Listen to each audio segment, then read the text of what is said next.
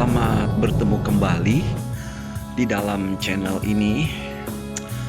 Pada saat ini ada satu pertanyaan yang ingin saya share bersama dengan kita semua. Pertanyaan ini sering muncul dalam benak kita, dalam benak setiap orang, terutama bagi seseorang yang sedang mulai belajar untuk mengenal Allah, mengenal Tuhan.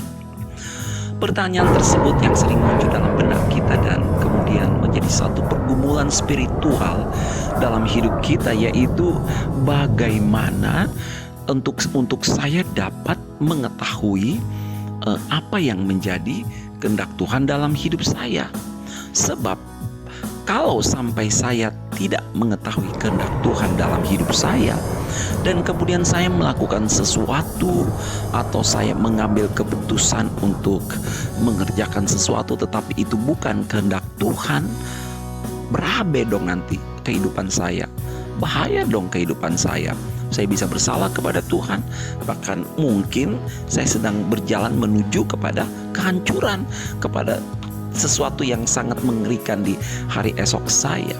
Ya, ini wajar, ini manusiawi banget, ini lumrah ketika kita mulai berpikir bagaimana aku bisa tahu kehendak Tuhan bagi diriku sendiri. Oke, baik. Yang pertama tentu saja kita bisa mengetahui kehendak Tuhan lewat kitabnya Tuhan, lewat Alkitab, lewat firman Tuhan. Kita tidak mungkin tahu kehendak Allah bagi setiap kita jika kita tidak mengkonsumsi firman Allah, baik secara kuantitas maupun kualitas. Kalau seseorang bertanya, apa kehendak Tuhan bagi hidupku? Maka kehendak Tuhan sudah jelas, terpampang dengan jelas, yaitu di dalam Alkitab. Bacalah mulai dari kitab Kejadian sampai Wahyu, maka kita akan menemukan garis besar kehendak Allah bagi setiap kita. Setiap perintah ketika diikuti, maka akan ada berkat di depannya, akan ada berkat yang menyusul. Kalau saudara membaca dalam Alkitab, ada satu pola di mana ada ayat perintah, maka disusul dengan ayat berkat. Setelah melakukan perintah Tuhan, maka akan ada berkat, akan ada upah yang Tuhan berikan kepada kita. Jadi gak usah muluk-muluk lah.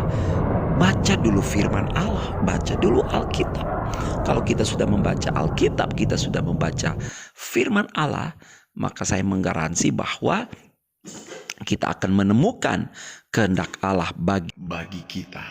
Jadi, temukan firman Allah, maka engkau akan temukan kehendak Allah bagi. Simple bukan? Simple bukan? Come on. Hidup nggak usah dibikin rumit. Tuhan memberkati.